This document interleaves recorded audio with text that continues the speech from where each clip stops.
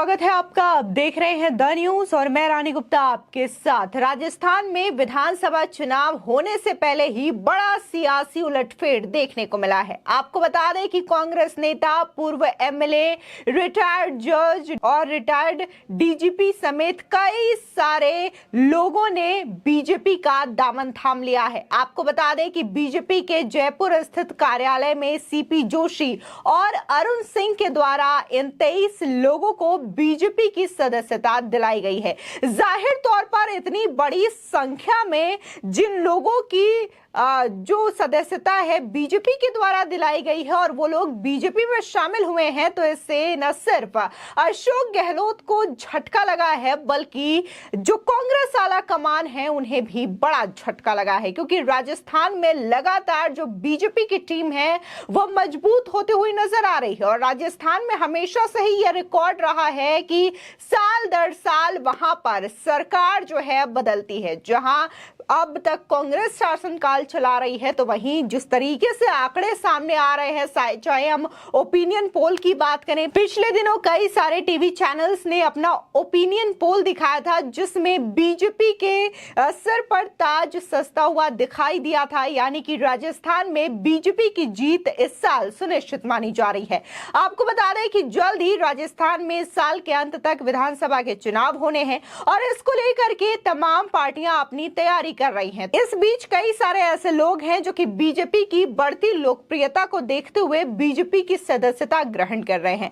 आपको बता दें जिस तरीके से जयपुर स्थित कार्यालय में बहुत सारे लोगों ने बीजेपी का दामन थामा है, तो इसमें न सिर्फ कांग्रेस के नेता शामिल हैं बल्कि पूर्व कई सारे एमएलए भी हैं और इसी के साथ ही रिटायर्ड अफसर हैं जिन्होंने बीजेपी की सदस्यता ग्रहण की है। इस दौरान बीजेपी के नेताओं ने कांग्रेस पर जमकर हमला बोला है।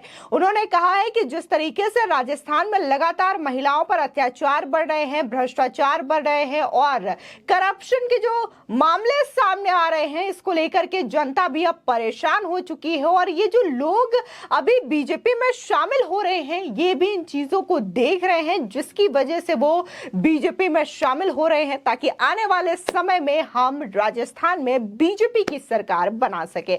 आपको बता दें कि राजस्थान में इस साल विधानसभा चुनाव होना है। चुनाव से पहले नेता और अफसर पार्टियों का दामन थामते हुए नजर आ रहे हैं। शनिवार को बीजेपी की विचारधारा और प्रधानमंत्री नरेंद्र मोदी की नीतियों से प्रभावित होकर रिटायर्ड प्रशासनिक अधिकारी, न्यायिक अधिकारियों समेत गुज्जर समाज के 23 लोगों ने बीजेपी की सदस्यता ग्रहण की है। इन सभी को बीजेपी प्रदेश अध्यक्ष सीपी जोशी ने पार्टी की सदस्यता ग्रहण करवाई है। आपको बता दें कि इसमें तमाम नेता शामिल हैं जिनमें वर्तमान में कांग्रेस की महिला प्रदेश उपाध्यक्ष मृदुरेखा चौधरी और रिटायर्ड न्यायाधीश किशनलाल गुज्जर, पूर्व डीजीपी मध्य प्रदेश पवन कुमार जैन, अनीता कटारा, युगवीर पटेल, कृषि निदेशक सुभाष सिंह, अतर सिंह गुज्जर, सुशीला खैरवा, सीएम अशोक गहलोत के पूर्व ओएसडी महेंद्र शर्मा, पूर्व विधायक मोतीलाल खरेरा, गोपी चंद गुज्जर, प्रोफेसर भरत सिंह, डॉक्टर दिनेश यादव, कर्मचारी नेता महेश कुमार व्यास, डॉक्टर किशन लाल मेघवाल, राजगिरी महाराज, विजय सिंह मिश्रीनाथ, राजन रजावत, चाकसू गुज्जर समाज अध्यक्ष राम सहाय रावत, देवकरण सरपंच, राजा राम गुज्जर और भगवान सिंह गुज्जर को बीजेपी के राष्ट्रीय महासचिव अरुण सिंह, बीजेपी प्रदेश अध्यक्ष सीपी जोशी और नेता प्रतिपक्ष राजेंद्र राठौड़ ने पार्टी का जो दुपट्टा है पहनाकर उनकी सदस्यता ग्रहण करवाई है। वहीं कार्यक्रम में केंद्रीय मंत्री गजेंद्र सिंह शेखावत, राष्ट्रीय सचिव डॉक्टर अलका गुज्जर समेत ज्वाइनिंग कमेटी के अध्यक्ष वासुदेव देवनानी भी मौजूद रहे। बता दें इस दौरान प्रदेश प्रभारी अरुण सिंह ने गहलोत सरकार पर जमकर हमला बोला। उन्होंने कहा कि प्रदेश में कोने कोने से कांग्रेस सहित अन्य पार्टियों को छोड़कर लोग बीजेपी में शामिल हो रहे हैं। कांग्रेस ने अपने घोषणा पत्र में प्रदेश के किसानों से वादा खिलाफी की है, जिसके चलते 19,400 किसानों की जमीनें नीलाम हो गई है। कई किसानों ने कर्ज से तंग आकर आत्महत्या कर ली है। प्रदेश में प्रतिदिन 18 महिलाओं के साथ दुष्कर्म की वारदात हो रही है। सीएम अशोक गहलोत दुष्कर्म की घटनाओं पर कार्रवाई करने के बजाय इन्हें झूठा बता देते हैं। युवा बेरोजगारी में राजस्थान आज देश में सबसे आगे पहुंच चुका है। प्रधानमंत्री नरेंद्र मोदी के नेतृत्व में बीजेपी की सदस्यता ग्रहण करने वाले सभी लोगों का एक ही लक्ष्य है, गहलोत सरकार को जड़ से उखाड़ फेंकना और बीजेपी के ऐतिहासिक जीत के साथ विजय संकल्प में जुट जाना। साथ ही बीजेपी प्रदेश अध्यक्ष सीपी जोशी ने कहा कि कहीं से ईंट कहीं का रोड़ा की धारणा का कुनबा बढ़ाने वाले पार्टियों का कोई अस्तित्व नहीं बचा है। बीते 60 साल में जो नहीं हो पाया वो मोदी सरकार ने महज 9 साल में कर दिखाया है। भारत माता का वैभव बढ़ा, कश्मीर से धारा 370 हटी है, अयोध्या में भगवान श्री राम के भव्य मंदिर का निर्माण कार्य चल रहा है। प्रदेश की गहलोत सरकार पर भी हमला बोलते हुए सीपी जोशी ने कहा कि कांग्रेस की जनविरोधी नीतियों के चलते युवा, किसान और महिला समेत हर वर्ग आज परेशान है। प्रदेश का विकास पूरी तरीके से अवरुद्ध हो चुका है। आज जिन लोगों ने बीजेपी का दामन थामा है उनसे सभी लोग प्रदेश के मौजूदा माहौल से बेहद व्यथित है। इसलिए बिना किसी शर्त के प्रदेश के सर्वांगीण विकास के लिए बीजेपी से जुड़ रहे हैं। प्रदेश में दलित अत्याचार चरम पर है। जम्मू और रामगढ़ में सरकार के विधायक दलितों के साथ अनाचार कर रहे हैं। प्रदेश की गूंगी बहरी सरकार अपने नेताओं को बचाने के अलावा कुछ भी नहीं कर पा रही है। इसी के साथ ही नेता प्रतिपक्ष राजेंद्र राठौड़ ने भी कांग्रेस और गहलोत सरकार पर जमकर हमला बोला।